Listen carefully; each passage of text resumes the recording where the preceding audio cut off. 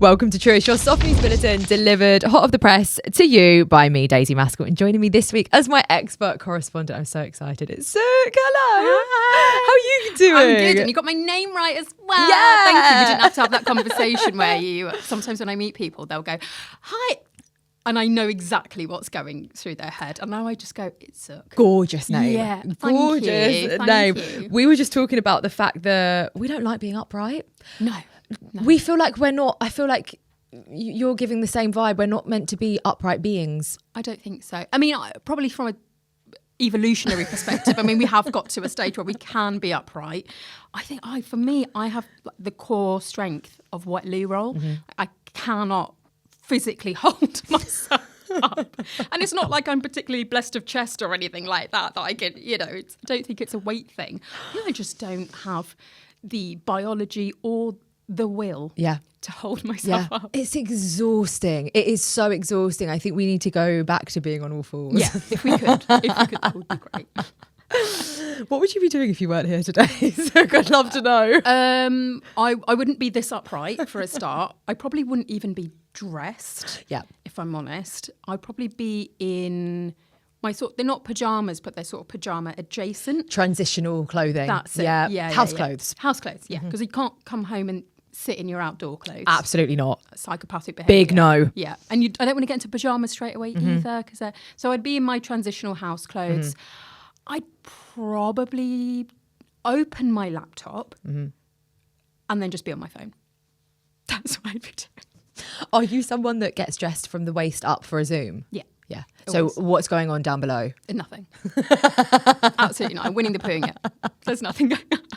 I always think about that, especially like in the heat of summer, because do you live in London? No, I live in Birmingham. In Birmingham? Yeah. I mean, it would be the same in Birmingham as well. Any city in the UK, it's just stifling. It's like we always say it's a different type of heat. Yeah. And whenever I'm on a Zoom in like the height of the 2 weeks that we get of summer in the UK, I'm just like, I know you've got nothing on it. Like you just can't have anything on under. It's an unwritten, unspoken rule. Like I get it. And the only time that I've sort of been caught out is quite aptly when I was doing therapy on Zoom.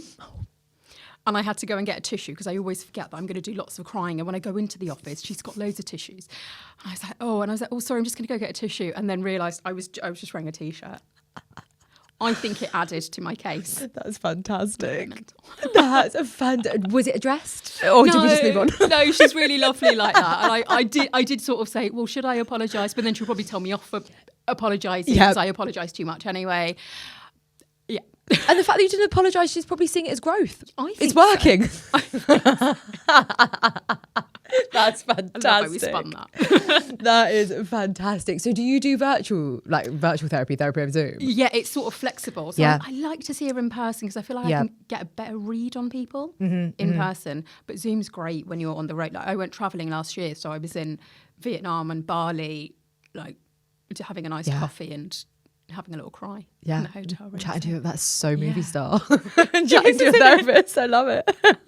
I love that so much. Are you someone when you're on a Zoom, do you look at yourself? Yeah. So you look at yourself crying? Yeah, I answered that really quickly. I should have paused and thought about it and given a funny answer. But yeah, I do. I'm vain. There's a reason I'm in this job. Yeah. Like there is, and sometimes it's like, okay. Why are you doing that? I am sort of. I am. I listen to the important bits. I am, but I am looking at myself. I love that. I think that's adding to the therapy, though. You're just kind of getting to know yourself. You're one with nature, and people are just giving you affirmations in the background. Absolutely, it's in the diary. My agent knows. Everyone knows. Do not. It's Therapy Thursdays, and I do this thing on Instagram where I go Therapy Thursdays, and then I go to the middle of Lidl. Love that. Generally in big dark sunglasses, so you can't see that I've been crying. But I get my little pastry, and then I basically post. It's so ridiculous. I was trying to explain this to someone, and they were like, "Are you sponsored by Lidl?" I was like, "No, I'm not sponsored by anyone. I just like looking at things. I don't even necessarily like buying them. Yep. I just look at things." And I started taking photos of the weird and wonderful things, like carabiners and human. Pet beds and things like that. Yep. And so I would just sort of go, oh, this is funny. And now if I don't do it, people will message me on Instagram going, oh, are you not doing middle of a little? Like, are you not? You've got your community. I love that. These You are my are, people. but also you're so like, it's the fact that you're leaning into the fabulousness of this. You've just had your therapy session.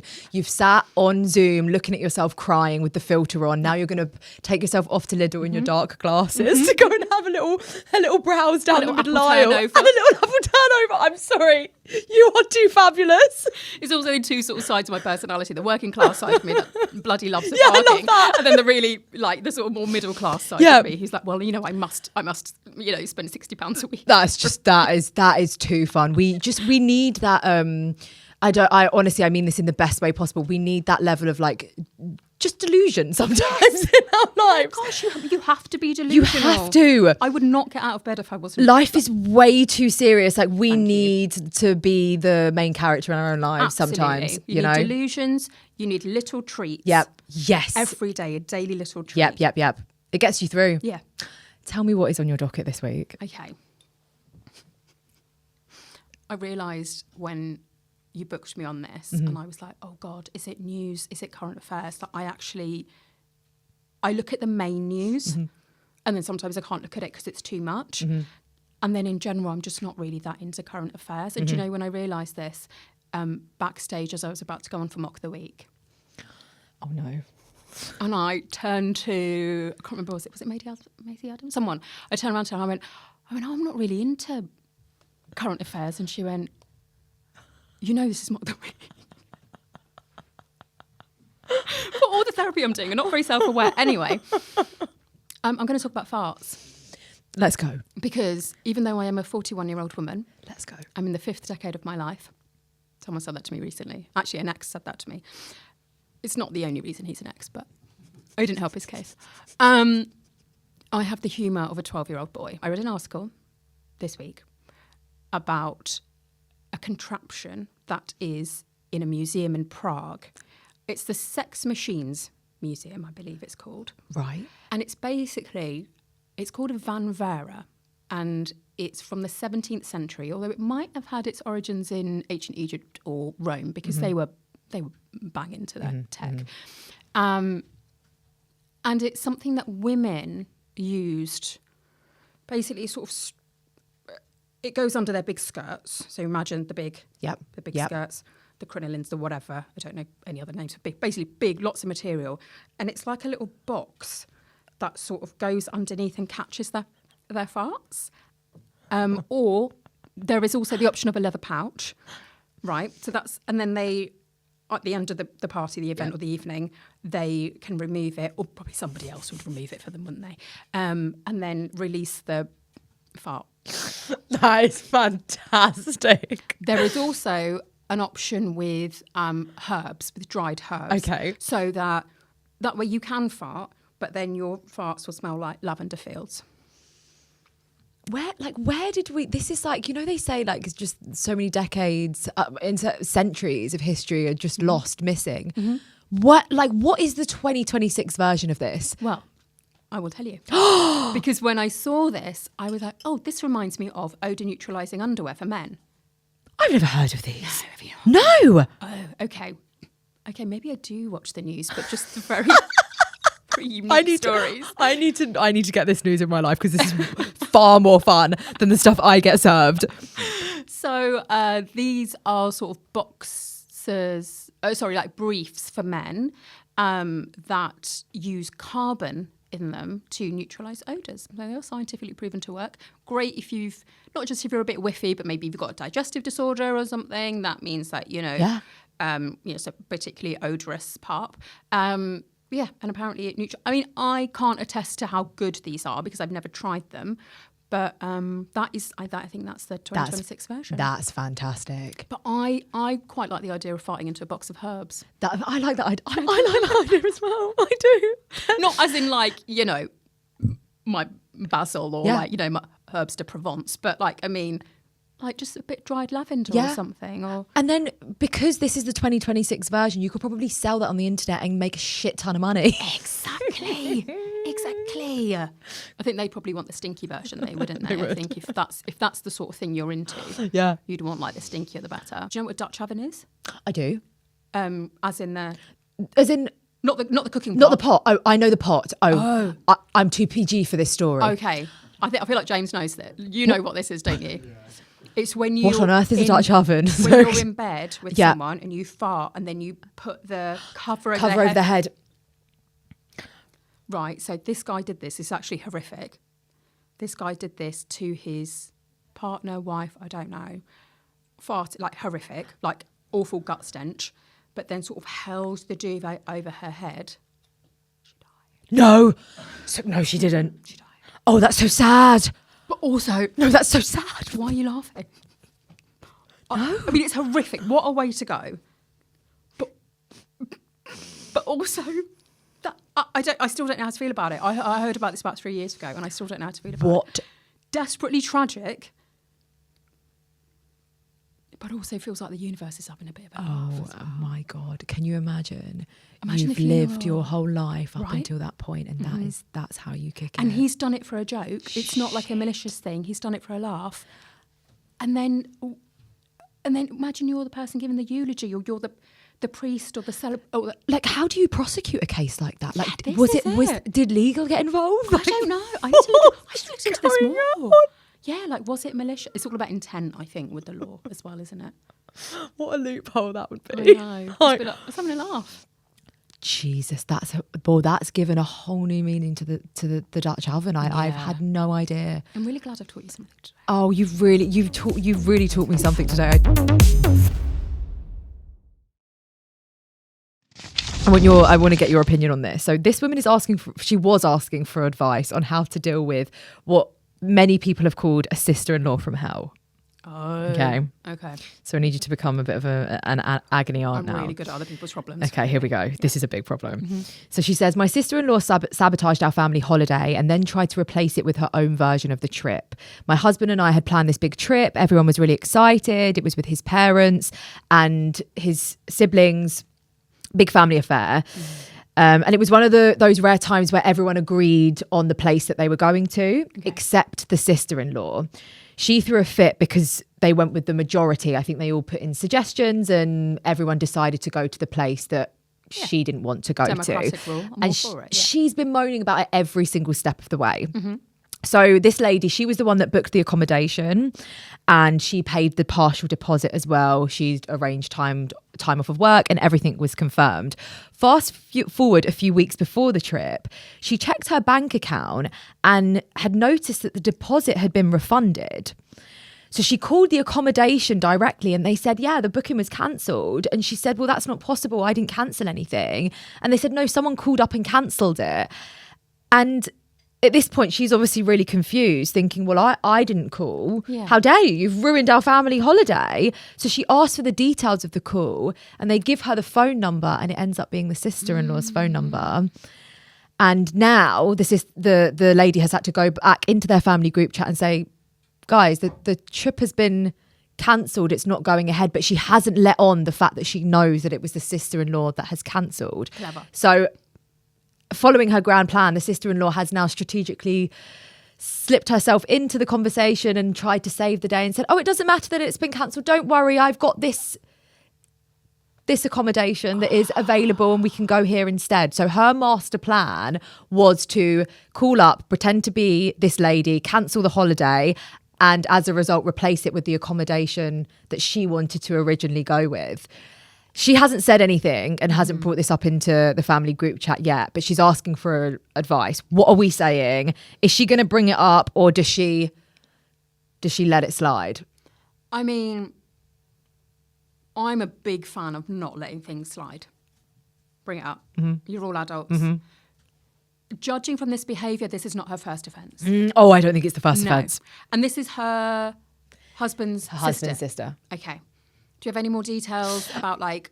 In the comment section, I was seeing this lady respond to certain comments and this is very much a theme within their family. The sister is very much someone that wants to get her own way and would be very sneaky in order to do so. But no one ever calls her out on her behaviour. So this lady is saying, this is one step too far. Yeah. But if I call her out, am I going to be just stepping into that family drama of, oh, you're being mean to her, you're calling her out on her behaviour, everyone's going to go to the sister-in-law's defence. Okay. Oh, I see. So I see the dynamic now. The sister-in-law can do no wrong. She can kind of do no wrong. Okay, right.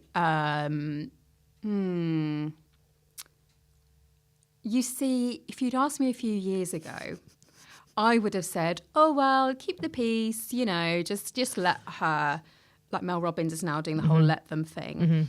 I'm not a fan of that now that I am 41. Something happens when you turn 40 and you just go, oh, actually, I don't really give a shit.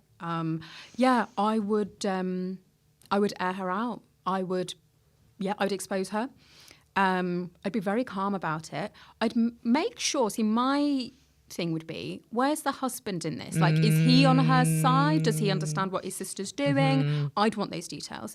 Yeah, and I would be very willing to be the bad guy here. And also from now on, because it sounds like the person who's asking for advice is the woman who does everything. Yep. It sounds like she's the one who's like, oh, let's do this. I'll organise it. I'll do that. And I have this theory, the more capable a woman you are, the more you're punished. Oh my God, get that on a T-shirt. So I like to now just play stupid all the time and just go, oh, I'm really sorry, I just don't know. Because it's so much easier. Or do you go on her trip and sabotage it? Well, see, this is the other part of me. That's the other part of me. That's the sort of sneaky Gemini side of me that goes, yeah, like just go and then, like, I don't know, steal one pair of her sandals, like, you know, just one shoe of her sandals or something. Yeah. Or rack up a massive like room service fee on her car. The suitcase lining, like, yeah, sorry, I feel like we're opposite end school, like going, oh, rack up room service. I'm like, set our house on fire. How old are these people? Do we know? I think they're like 30s, 40s. Yeah, old enough to know better. Yeah. Old enough to know better. Yeah. I would say that our friend needs to step back. She needs to tell the truth, know that she'll be incredibly unpopular, and yeah, just take a step back from the whole thing, and then just let them. And then I also wanting to go on a holiday with all of your in-laws and like the whole, I could not think of anything worse. That's not relaxing. I think this type of family as well, being as it sounds like they constantly excuse this lady's behaviour, I think she's probably, this is kind of a blessing in disguise. This could be your turning point. Yeah, I think this is the turning point. This is the turning point. Yep. I met someone years ago who said, you have an option. You can either evolve or repeat. And I think this is a little evolutionary turning point. Yeah, I would say be the grown up. Know that people won't like you. But like my dad says, you shouldn't worry about people liking you. Not even everybody liked Jesus. So that's a great point. That is a great point. Papa Ojla just... How do we feel about family group chats? Are you in a family group chat? I'm not in a family group chat. Do your family have a group chat? No, because that you're not in? Oh my gosh, maybe they do. I, on purpose, have not taught my parents how to use WhatsApp. On purpose. What would they be like if they knew how to use it? Oh no, it would be horrendous. It would be weird gifs. It would be voice notes. It would be, I'm like, you don't, but I saw you were online and like, why are you picking up? No. Do you think they would do the statuses on WhatsApp? Yeah. Oh my God, they do everything. They would do everything. They do the weird filters. They do, yeah, they would go hard for it. Yeah. So no, they have WhatsApp. But they don't, and we call each other on WhatsApp, but I'm not teaching them about groups or anything like that. That's where I draw the line. One-on-one relationships. Yeah. Okay. Yeah. But we normally just, I mean, I still call them on the landline most times. And I'm not in a family WhatsApp group. I'm already in too many groups. I don't want a family one as well. I like to be unreachable, really. They're chaos to me. Like, I don't like being, I'm very much a silent participant in a group. Exactly. I actually go sort of to all lengths. I've Googled this many times, how I can read messages on WhatsApp without the other people seeing that I've read them. Yeah. I've got all of the tips, all of the... Oh, no, tell me, do you just put your phone on airplane mode? So you can put... Well, but then the problem is when you take it off of airplane mode, it then notifies people that you've been seen, and obviously you're not going to sit with your phone on airplane mode all day. However, if you hover over the message, so you just kind of hold, you've got to be so careful here though, because sometimes if you hold over the message, it will kind of open the screen up halfway where that you can see the message, and then let go, and it will show as if you haven't opened the notification. But there have been many times, of course, where I've held it down for too long and it's opened it in full. It's delicate. And now I'm caught out. Yeah, I'm very, very avoidant with group chat. So the idea of a family group chat to me is hell. Yeah. Do you ever just exit a group chat, or are you I'm just archive? too Libra for that. I need more of a backbone with that. Yeah. I would feel really terrible. Well, you know, that really sad, like, Daisy has exited the group. You just know that is going to cause... The follow-up to that notification is just everyone bitching about you. Yeah, So this is true. This is true. It's like one of the few moments in life where you know you're leaving a room and it's a guarantee that everyone's just about to bitch. Yeah. So I will sit there and suffer in silence. I might mute it and I'll just send in a little emoji or a little heart notification every so often. Yeah. I need more of a backbone for that. That's a tough one. I didn't know you were a Libra, but this makes sense. Does it make sense? Yeah, it makes sense. And you're a Gemini. And I'm a Gemini. We're always really good friends. Libras and Geminis, yeah. Oh, that's sweet. Just before you go, I also want your thoughts on this. Experts are saying there's been a rise in what they're calling whimsical heists. Have you heard about this? No.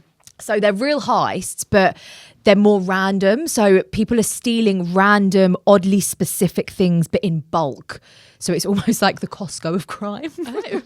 So the other day I saw that millions of Lego bricks were stolen recently. Someone also sold 12 tons worth of Kit Kats last month. Yeah. And olive oil as well. Gallons of olive oil have been stolen. So yeah, experts are calling this, it's a new rise in this crime, and it's called whimsical heist. So it's not really that serious, but I guess it is somewhat of a sort of is serious. Have you seen the price of olive oil? Well, it's a great thing to steal, isn't it? It is. I was going to say, what would you be stealing in bulk? Oh God. See, I would have just gone for cold hard cash, but if we're talking about products, this is really sad.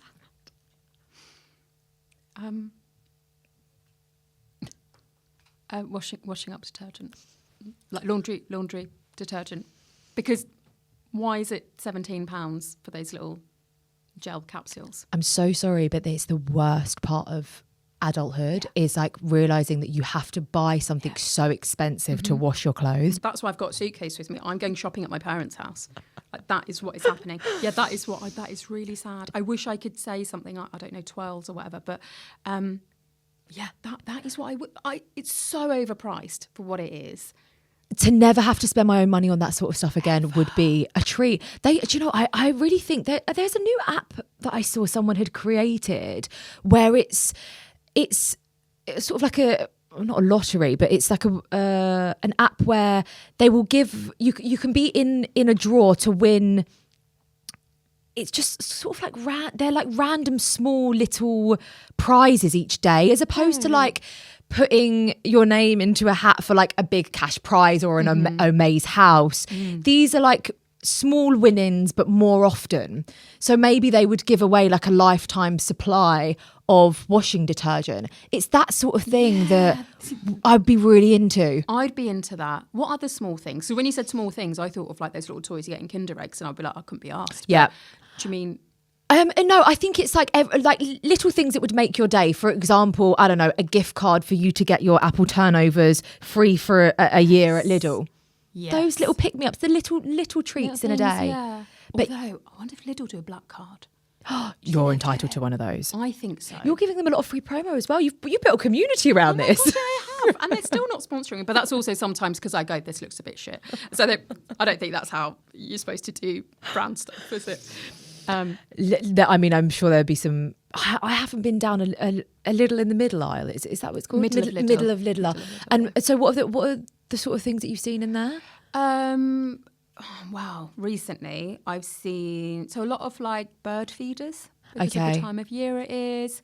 A lot of DIY stuff. But sometimes there'll be like so it'll be a bird feeder next to a high vis pullover. Or it'll be like, 3 types of diffusers I saw in there the other week. Yeah. 3 different types of diffusers, didn't like any of them.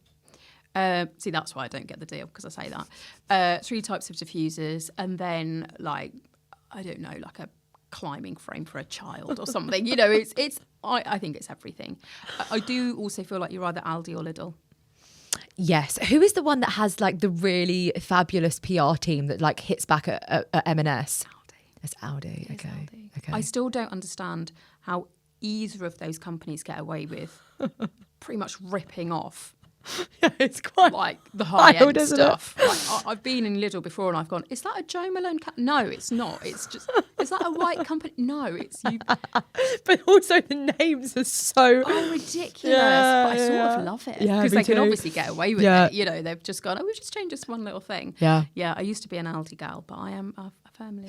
What would you say tipped you into being a Lidl girl, or is there a It's specific? right near my therapist's office. Okay, so it's the convenience. Would you say there's like a Lidl type of person and an Aldi type of person? No, although I do think what sways it for me with Lidl is their middle aisle is better, but also the bakery section.